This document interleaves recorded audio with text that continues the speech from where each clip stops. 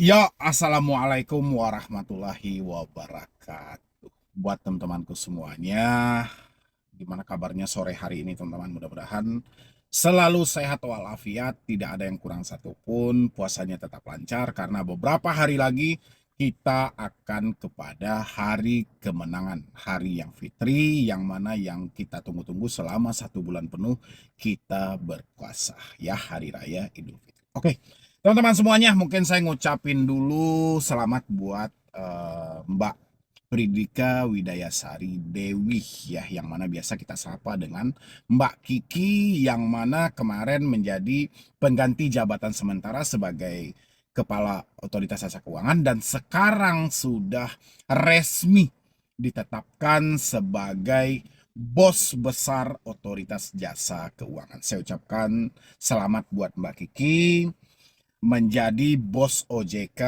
periode 2026 sampai 2031 nanti, ya. Mudah-mudahan beliau selalu diberikan kesehatan dan kemudahan dalam setiap urusan yang ada. Tapi, ini tapinya ya teman-teman, tapinya nanti kita bacakan dulu beritanya ya teman-teman semuanya. Pridika Widayasari Dewi jadi Ketua Dewan Komisioner OJK. Makanya saya bilangin selamat buat Ibu Kiki. Saya ucapkan selamat dulu ya. Pridika Widayasari Dewi resmi menjabat sebagai Ketua Dewan Komisioner Otoritas Jasa Keuangan OJK untuk periode 2026-2031. Satu hal menarik, Pridika hanya memiliki 1 unit mobil terparkir di garasi rumah. Terus menariknya dari mana kalau 1 unit mobil gitu loh. 1 unit mobil terparkir di rumah, tabungan yang lain, aset yang lain, ya kan? Berdasarkan laporan harta kekayaan penyelenggara negara LHKPN, total kekayaan Pridika tercatat sebesar 85 juta. Oh, 85 miliar atau 85 juta ini? 85 miliar 342 juta 861.179 rupiah. Oh, gitu.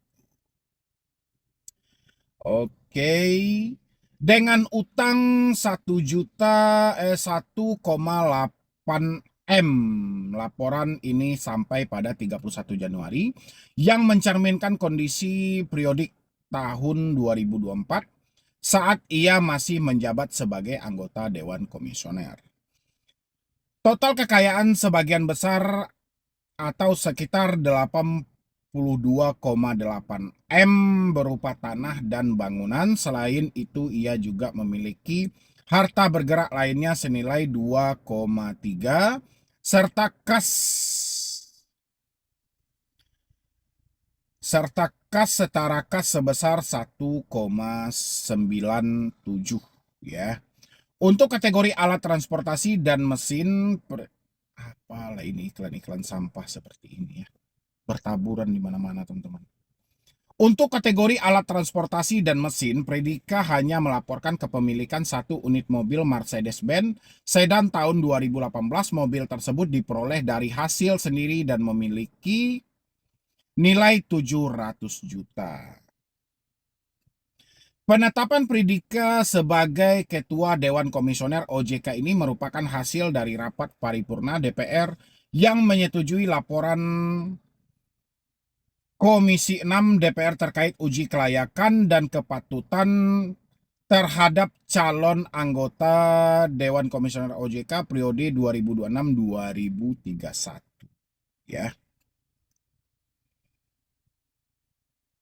Miss Bakun menjelaskan pada hari Rabu 11 Maret 2026 memutuskan secara musyawarah mufakat menyetujui 5 nama sebagai calon anggota Dewan Komisioner Otoritas Jasa Keuangan terpilih untuk masa jabatan 2026-2031 seperti dikutip dari Detik Oto.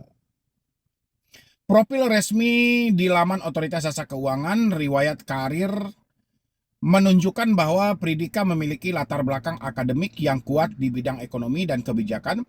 Ia merupakan alumni Universitas Gadjah Mada UGM untuk jenjang sarjana dan doktoral. Perjalanan karir Pridika di sektor pasar modal dan keuangan terbilang panjang berdasarkan profil. Ia pernah menduduki sebagai posisi penting di lembaga pasar modal, perusahaan sekuritas hingga institusi pendidikan. Salah satu posisi strategis yang pernah diembankan adalah Chief Executive CEO di BRI Dana Reksa Sekuritas pada periode 2020 hingga 2022. Sebelum memimpin BRI Dana Reksa Sekuritas, Predika berkarir di Kustodian Sentral Efek Indonesia selama lebih dari 4 tahun. Oke, itulah teman-teman, jadi nggak usah kita lanjutin lagi teman-teman. Yang penting saya ucapkan dulu lah, selamatlah buat Ibu Kiki ya, Ibu Kiki atau Pridika Widaya Sari Dewi ya, walaupun masih wajah lama teman-teman, karena Ibu akan menemani saya selama masa periode Ibu nanti dengan semua kebijakan-kebijakan yang masih belum terjalani semaksimalnya ya, mulai dari cara penagihan terbaru. Habis itu Ibu juga bilang, Bu, ada videonya juga yang mana Ibu menyampaikan, kalau kamu tidak pengen dikunjungi debt collector, negosiasi. Kalau kamu tidak pengen dikunjungi debt collector, jangan menghindar, jangan lari, dan segala macam. Nah, masyarakat sudah mengikuti saran Ibu. Ya, tapi dari pihak penyelenggara masing-masing tidak mempedulikan negosiasi itu. Bahkan mereka bisa menepis, oh nggak bisa seperti itu, nggak bisa seenaknya, bla bla bla, segala macam. Ya, yang kedua. Yang ketiga adalah COJK nomor 19 tahun 2023 itu masih belum berfungsi, Bu. Ya, tentang penggunaan kontak darurat, habis itu tentang asuransi juga belum dijelaskan gitu loh. Dan masih banyak lagi sebenarnya tentang COJK nomor 19 yang belum bergerak sama sekali. Aturannya sudah baik, cuman realisasi di lapangannya dari pelaku usaha jasa keuangan belum berjalan. Ya, mungkin saya tidak komentari Ibu dulu. Saya cuma ucapkan selamat aja buat Ibu. Mudah-mudahan pinjaman online lebih tertata lagi buat kedepannya. Tidak ada seperti yang disampaikan oleh Bapak Prabowo. Jangan ada lagi kolusi-kolusi. Ini bahasa Bapak Prabowo saya kutip. Ya, jangan ada lagi kolusi. Jadi tidak perlu ada lagi praktek-praktek rahasia di bawah meja. Mudah-mudahan sama-sama amanah dalam hal ini. Yang paling terpenting adalah urusan pinjaman online dan semua perbankan yang ada di Indonesia benar-benar tunduk terhadap aturan yang berlaku, patuh dan taat kepada semua aturan yang telah dibentuk. Tidak ada cerita neko-neko. Tidak ada cerita mereka setting-setting sesuka hati. Udah nggak ada cerita lagi. Ya, itu yang mau saya sampaikan sama Ibu. Mudah-mudahan jabatan ini Ibu bisa amanah, bisa lebih baik lagi. Teman-teman semuanya kalau mau ngasih pendapat, ucapan selamat buat Bu Kiki, kita ucapkan dulu. Mundurnya Bapak Mahendra Siregar, Bu Kiki lah yang menggantikan jabatan sementara sebagai Ketua Komisioner dari Otoritas Jasa Keuangan. Dan sekarang beliau sudah resmi diangkat dan terpilih di antara 10 orang kandidat yang ditawarkan oleh Presiden. Ibu Kikilah yang paling efektif, Ibu Kikilah yang paling tepat gitu loh. Dan sekarang beliau sudah diangkat gitu loh ya. Tinggal nanti peresmiannya sama Presiden dan segala macam entah seperti apa ya, kita sama-sama lihat aja. Yang penting kita tetap pantau kondisi pinjaman online seperti apa, kondisi pindarnya seperti apa, apakah ini makin parah nantinya atau makin ditekan. Kalau misalnya makin parah, tetap Ibu akan menjadi bahan konten saya sampai 5 tahun ke depan.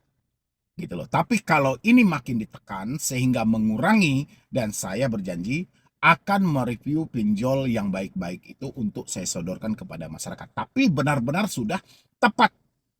Ya, tidak ada manipulasi di lapangan, tidak ada unsur kebohongan, tidak ada skema kecebong, tidak ada yang tipu-tipulasi dan segala macam. Saya berjanji, saya akan mempromosikan pinjol tersebut. Tapi kalau konsepnya masih sama, saya nggak bisa. Tetap Ibu yang akan menjadi bahan video saya buat 5 tahun ke depan. Ya, teman-teman semuanya, silahkan yang mau ngasih komentar boleh, ngasih ucapan selamat buat Bu Kiki juga boleh teman-teman. Dan jangan lupa juga untuk disupport channel Solusi Utang. Mudah-mudahan channel ini selalu berkembang dan saya makin semangat dalam memberikan motivasi dan edukasi. Oke, jadi sekian dulu dari saya, Medi Browning. Wassalam.